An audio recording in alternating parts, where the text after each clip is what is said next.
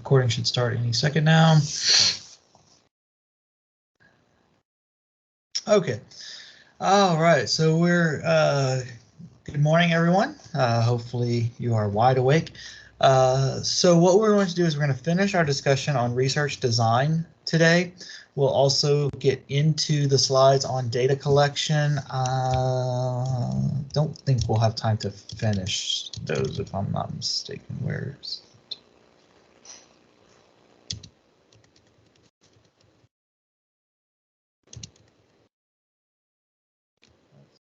collection? Yeah, probably, maybe not. Maybe not.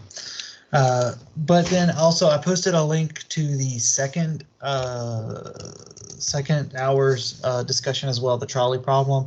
I encourage you to just glance over that during the break time to understand. It's one of the more well-known topics of discussion in terms of ethics and philosophy, and so during the first hour, finish design, hopefully get into data collection. Second hour, we will discuss the assignments that I've posted, the papers and presentation, and then also we'll discuss the trolley problem. So that's our kind of outline for today. So we'll go ahead and get into finishing up the design. I think this is where we left off. Somewhere in here is what PowerPoint was telling me. Okay, so the idea of the experimental group, where we talked about independent variables and independent and dependent variables. So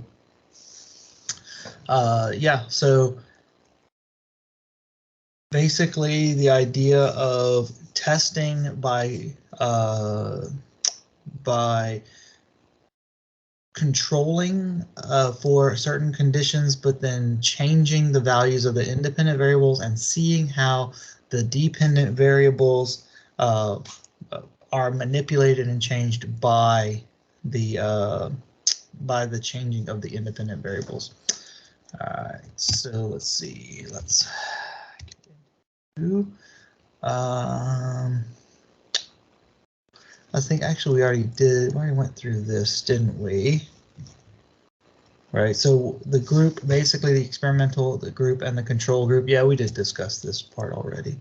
I think this is where, I think one of the things I did mention last week too that we talked about was how we cannot control for all possible values of an independent variable. That I think the example I gave was my brother-in-law with his coffee, in terms of just changing very minute changes to the variable values can result in significant changes to the output, but we do need to figure out a way to test for significant changes without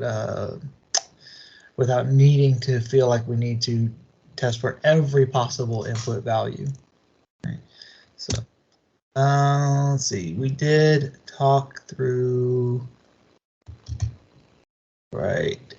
So we can also not do non-experimental type of designs.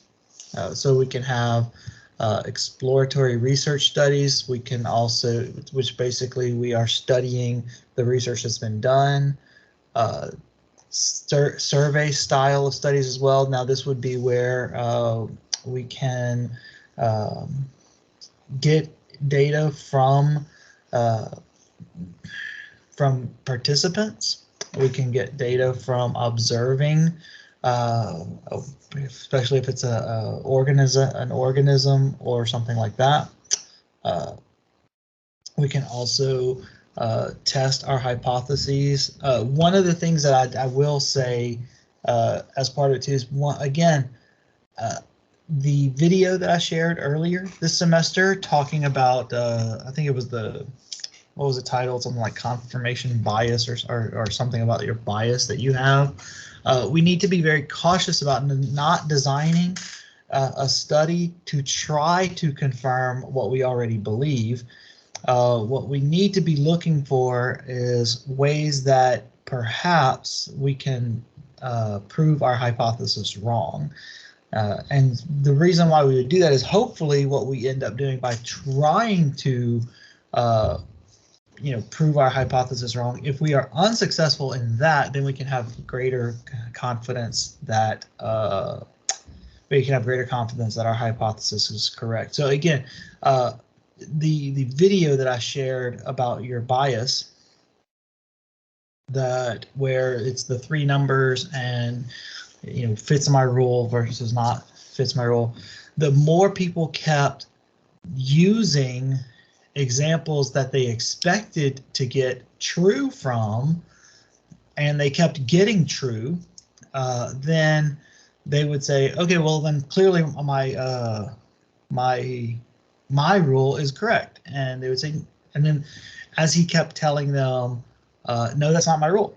And they would say, but okay, well, fine. What about these 3 numbers? And they would give another one that would fit their predetermined, what they thought was the rule. And again, he would say, yeah, that fits it, but they were still incorrect in the rule. What they needed to start doing was they needed to start trying to come up with examples that would violate the rule, right? Violate the rule and see if that gets a true or false, right, result. Another possibility is what we can do is come up with examples. So in that particular number example, is come up with examples where it should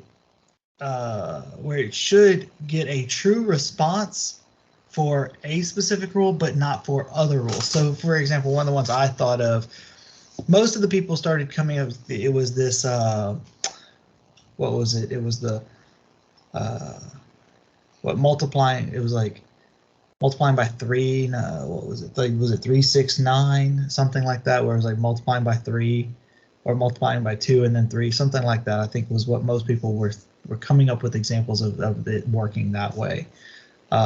And so what you could do is you say, okay, well, if my rule is I'm thinking it's 1, 2, 3. So 1 multiplied by 2 is 2. 1 multiplied by 3 is 3. Increasing that specific value.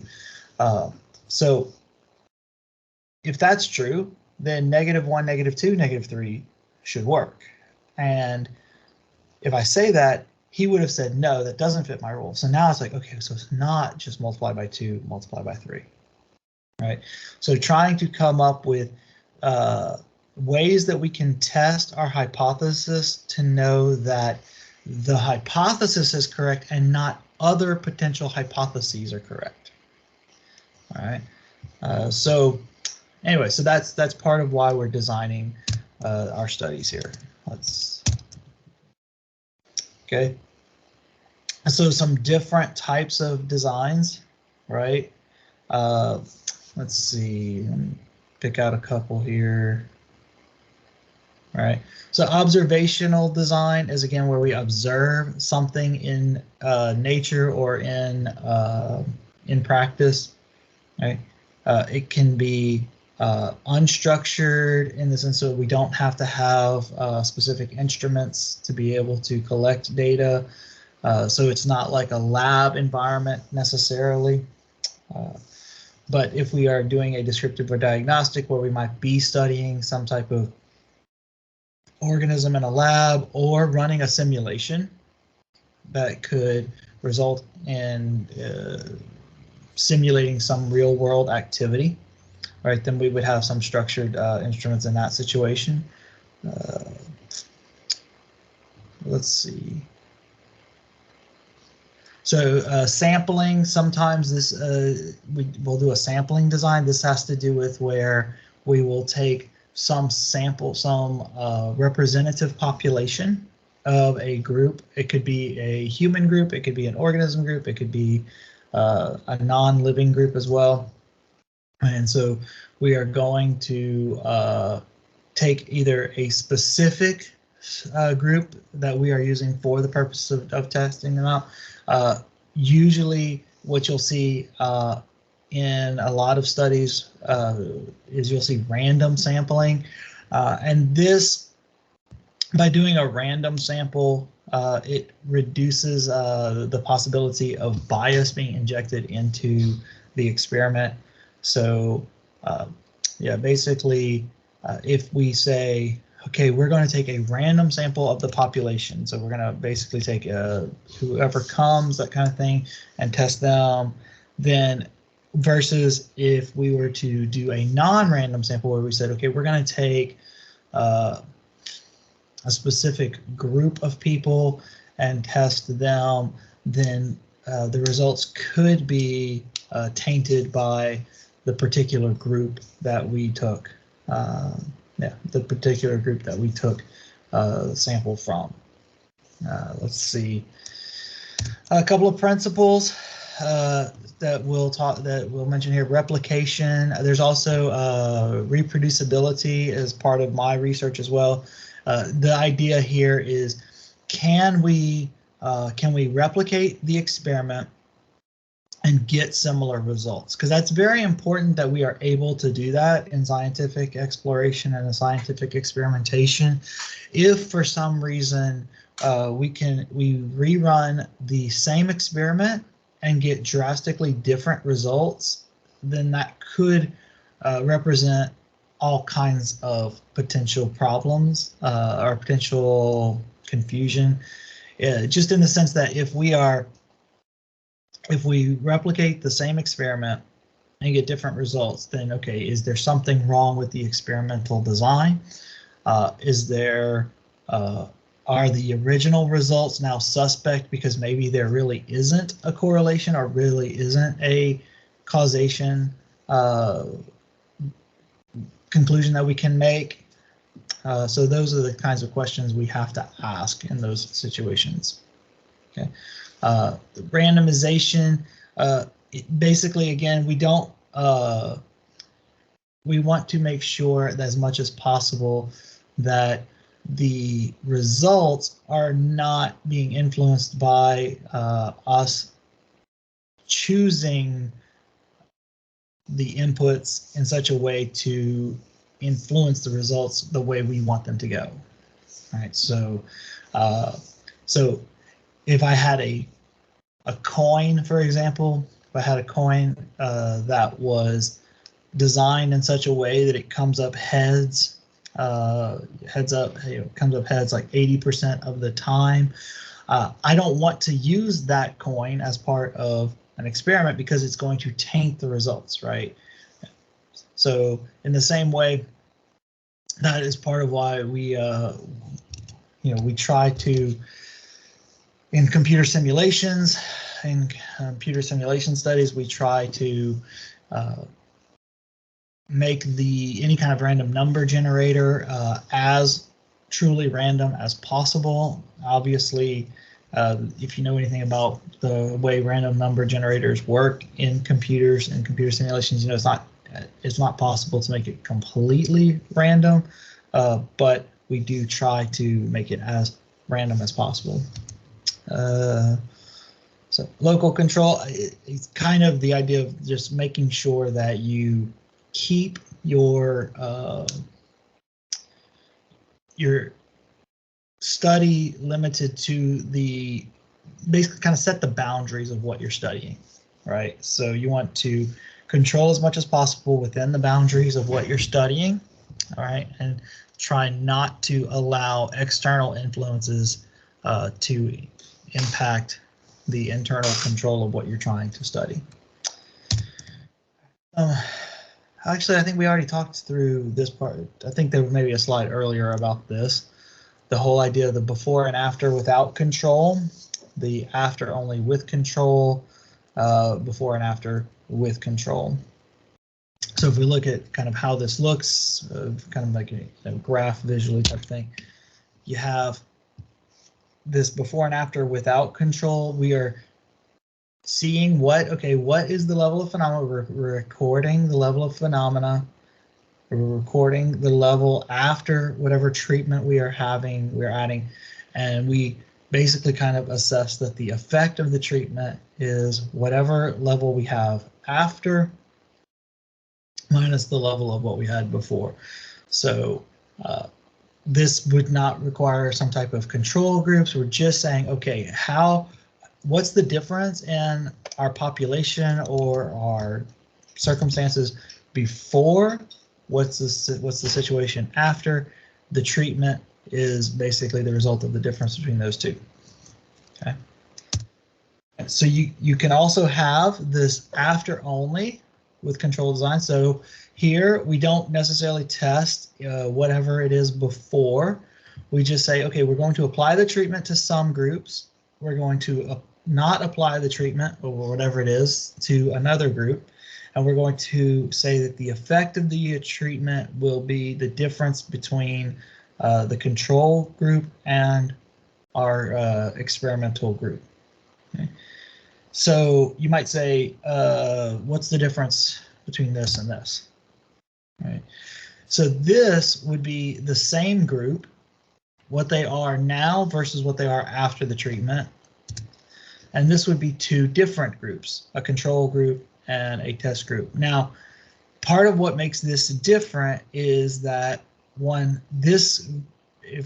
especially if we do not choose our control group and our test group, our experimental group very well, then what can happen is we can end up with a much larger or smaller treatment effect than is actually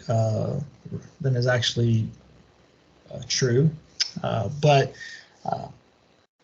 another aspect of this is this basically assumes that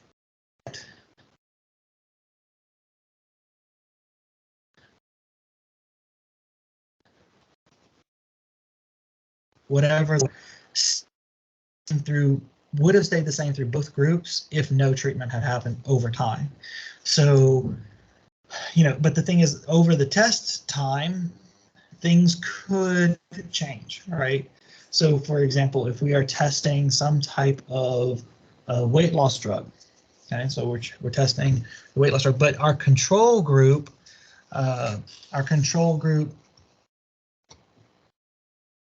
we're testing it over the matter of a few months or something like that.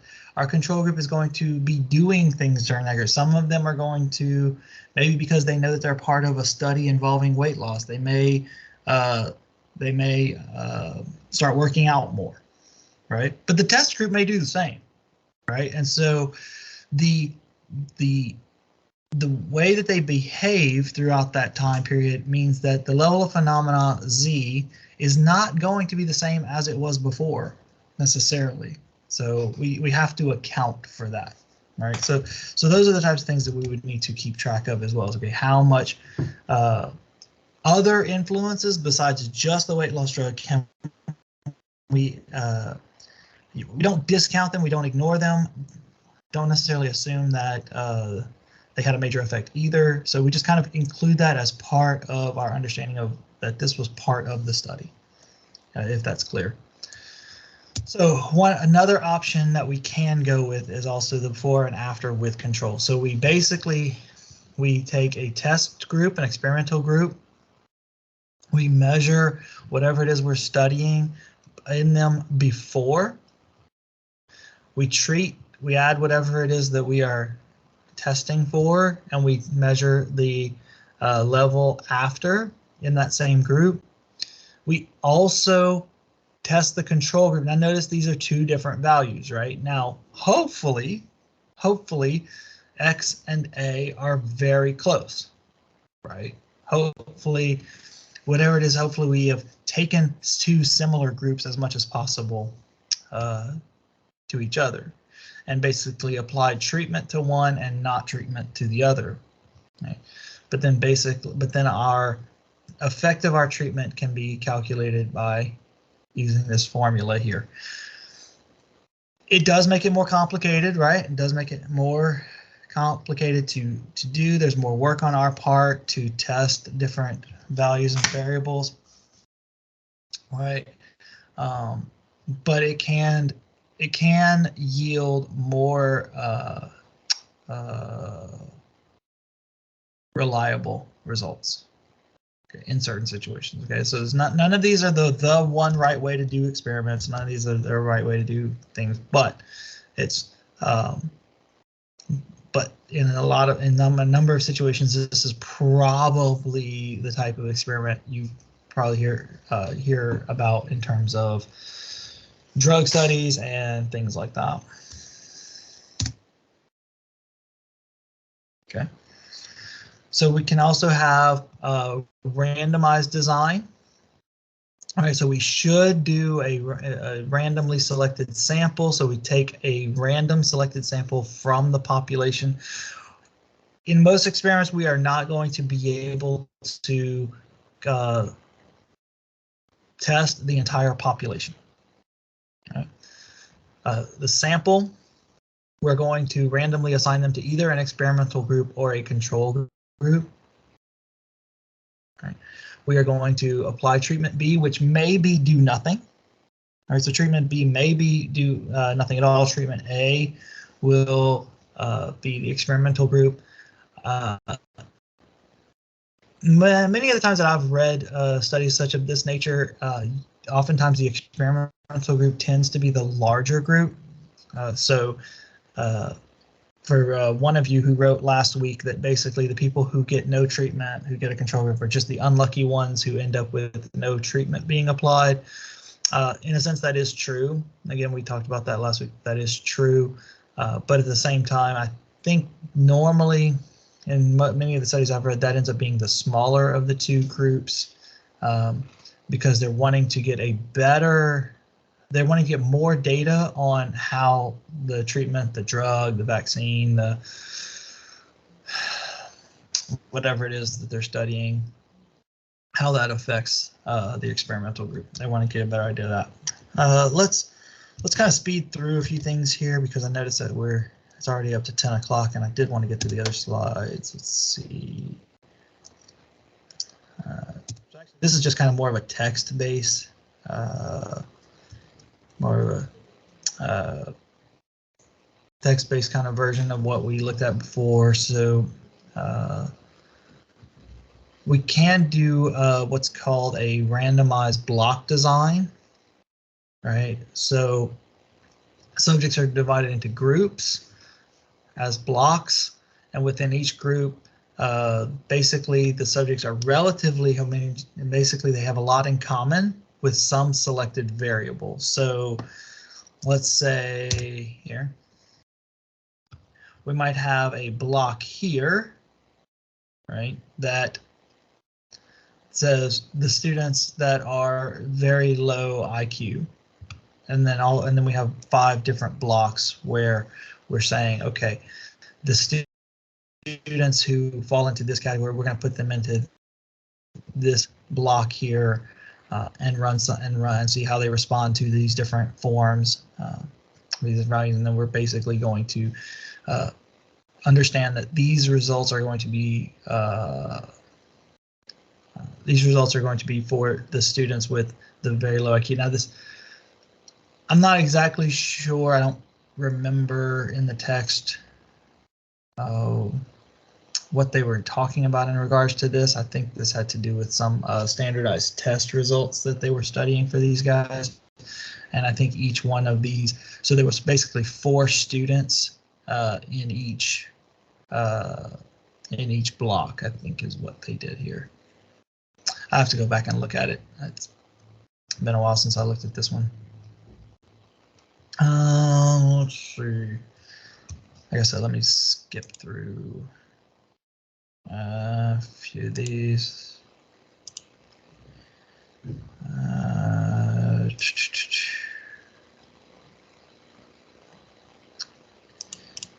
Factorial design. Well, let me cover that later. Okay. We'll cover factorial designs next week. That's a little bit more complex than I want to do here. Okay. All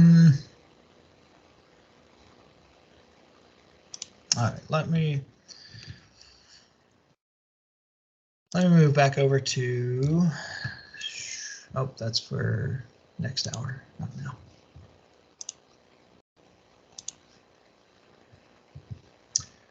let me go ahead and introduce data collection. We may come back and talk about factorial designs. I need to prepare more for that one. Let's see. So, are there any questions or comments about what we just talked about before I move on, just to make sure?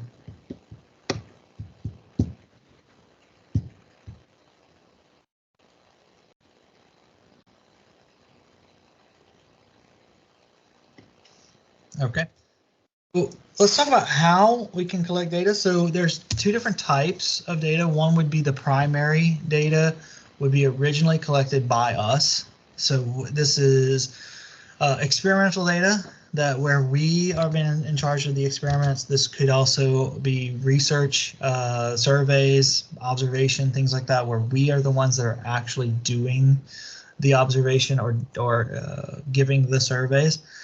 There can also be secondary data where we use the data that's been given, that's been collected by others. So we don't have to do all of our own data collection in order for results to be valid, but we would want to be able to make sure that if we do use secondary data, that it was collected in an appropriate way. So if we were to use maybe some type of publicly available data on some shared server, like a cloud server or something like that, representing whatever it is we're studying. There's lots of like databases available of different types of collected data. We would want to have some assurance that it wasn't biased in some way or something like that, right? So some different ways that we can do primary data. We can do experiments be used to determine possible relationships, right? So all kinds of different economic, psychological, others that where we can run experiments. Those could be physical experiments, they could be simulation-based experiments, right, are used to determine the relationships. We can also study existing relationships through surveys and observations and things like that. So how we can collect the primary data, we can observe. Now we would, let me go back for just a second and also say that like observation is part of experimentation. I guess in a sense what you could look at it as is experiments are where we are forcing, if you will, like we are intentionally causing certain activities to occur so that we can observe how the focus of our study responds to those activities. All right, so probably I guess maybe the quintessential, the well-known version of this is the mice running through a maze, right? And mice don't naturally enter mazes, right? They don't. That's not something they do in nature, right? But experimenters will put them into it to observe how the mice will navigate through the maze, right? So they are observing something that's going on to see how it is affected, but at the same time they unnaturally cause something to happen to be able to cause things that they could observe. If that's clear, I'm hoping that's clear what I'm saying there. So, but basically, observation on its own, the observation method, as we call it here, is not us causing something. It's us saying, okay, how does this happen naturally, right? Whereas experimentation would mean we are going to cause something to occur that then we can observe the results of how what happens afterwards. Okay. Some other types of collections, so some bullet points, we'll have some slides on each one of these. We can observe, again, we can watch what is going on, right? We can use the interview method. Obviously this would be for things like humans, right? We can't interview mice and ask them how they felt about running through the maze. Questionnaires. Let's see. We can also different mechanical devices or simulations. Again, a lot of this text is based on non-software based experiments and non-software based research, but basically some of this stuff we can understand that again, the observation method is we are observing the results of a simulation in an experimental situation. Okay. So again, it's most commonly used. Again, I would say even in experimentation, observation is part of that. Right. So we can use this advantage. The advantage of this is that the subjective bias is, it says eliminated. I would say you can never really completely eliminate bias, right? But if it's done accurately, bias can be reduced significantly. So especially depending on how the observation is done. One thing to be cautious about is when, especially involving human studies, is if the participant knows that they are being observed, we have to account for that they may behave differently than they would have otherwise. Right? I'm sure that many of you know that maybe from your own personal experience, maybe from experience working with other people. If any of you have siblings, brothers or sisters, you have probably seen, you've probably done this yourself, but you've definitely seen it in your brother or sister, that they behave differently when mom or dad are watching, right? And so we have to understand that in the same way, human organisms as well as non-human organisms will do the same thing. If they know that they're being observed, they may behave differently than if they were not being observed. On the other side of that, so this is more of an ethical debate, but there's also the question of how much do we let the participant know that they are being observed.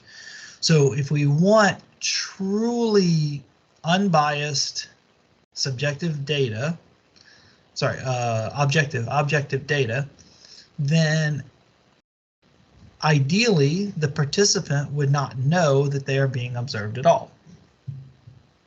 But at the same time, is it ethical to include people as part of a study if they don't know that they're part of a study? All right, so that's an ethical debate. We may get into that not this week because I have another topic for this week, but that maybe I can add that, I can put that onto next week's topic. All right, is how much should we allow our participants to know about what they're being studied, about what the study is, knowing that if they are aware of being observed, they may behave differently, which could taint our results, which could cause our results to become less trustworthy. Okay. So some different types of observation. So again, the non-participant type of observation would be, we call it the disguised observation. This would be where they don't know, the people that we're studying or the organisms that we're studying don't know that they are being observed. Participant would be that, they sign a waiver, they know that they are being observed. Let's see, some different other ones, controlled and uncontrolled. Again, this would be where we have some type of control in place to limit what the thing being studied can and can't do. Uncontrolled would be more that we're watching it play out as it normally would be done, and we are not controlling, we're not barricading in or setting boundaries for what the organism can and can't do. All right. So that's different types of observation. Interview, we probably won't do, you probably won't do that much in software development, although, again, as I've said before, I think I've said before in this course, a number of the faculty, a number of the academics here work closely with the hospital, with the Octanese University Hospital, and as a result, some of their studies have to do with healthcare, right, and have to do with how to improve different things related to healthcare, which means that things like the interview method and the questionnaires can be part of our work as well, right, because we are going to be testing for how well the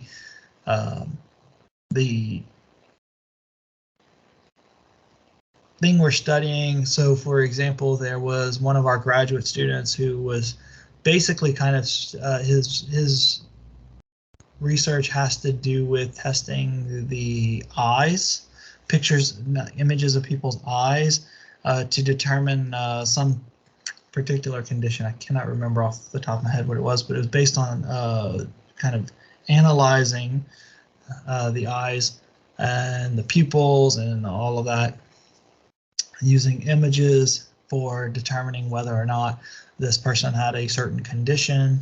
And so as we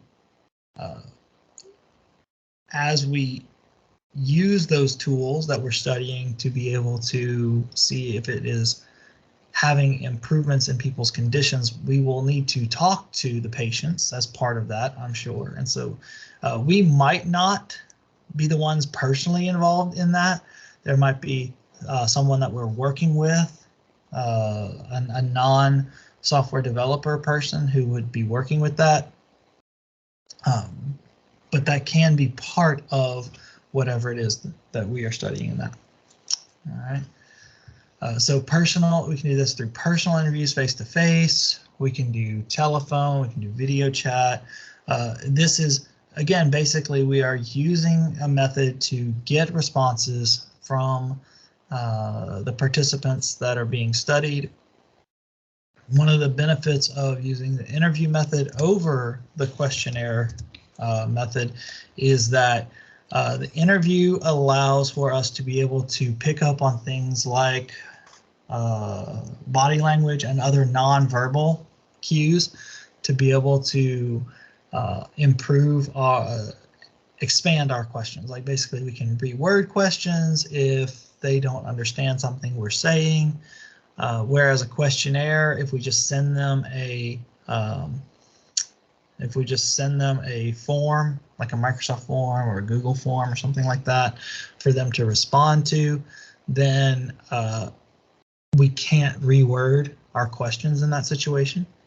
All right, and so that becomes a drawback to the questionnaire method. What's some other? Now, one of the benefits of the questionnaire is that they can respond in their time. So let's say, for example, the interview, we need to schedule around their schedule, right? But that becomes a difficulty for us in some ways, for us to be able to find time where they are available. Whereas a questionnaire, they can do it whenever they want and whenever they're ready. The questionnaires can be a good way for us to get information, especially if we form our questionnaire well, right? So we like numbers based, like multiple choice type questions can be good, but at the same time can result in limited amounts of data for us to be able to use. Better data can come oftentimes from open-ended questions. So instead of just saying, okay, did you have an improvement in your condition after taking this medicine? Yes or no? Well, okay, that's a piece of information and that's great, but at the same time, it's not necessarily going to yield as much for us to be able to analyze as if we were to ask, okay, list 2 improvements in your health that happened as a result of that happened after taking this medicine or this this treatment, and maybe list 2 things that were not as good or something like that. You know, just that way it's a little bit more open-ended. It can give us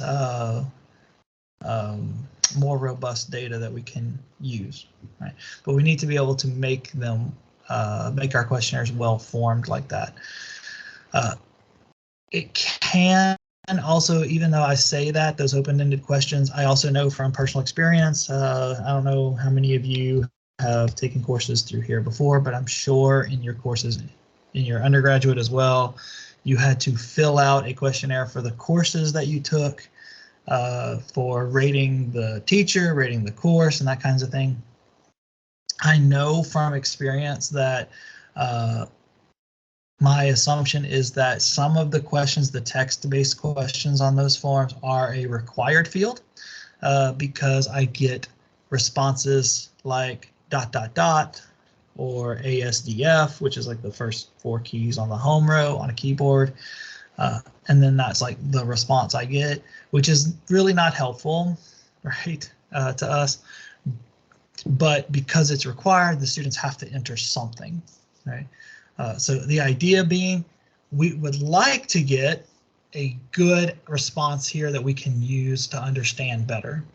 The result for a number of students ends up being meaningless data for us, right? So that's one of those things where an interview could help with that, because no one can give the response in an interview of ASDF or no response. Like, we can say, okay, no, you say no response, but what does that mean, right? We can follow up with questions if someone says no response to something, or if they don't understand a question. Okay. Let's see, there's some other methods here.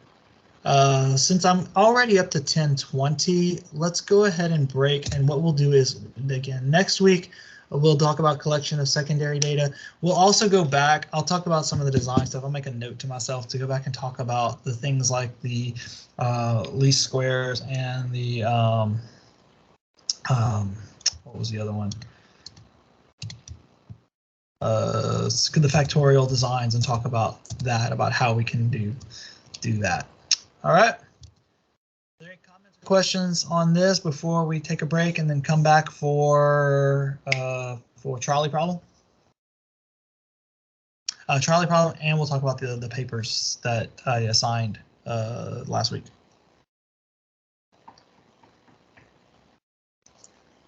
All right, so let's take a break here. Come back 10 minutes, give or take, 10:35, Gibby, and I'll see you guys then.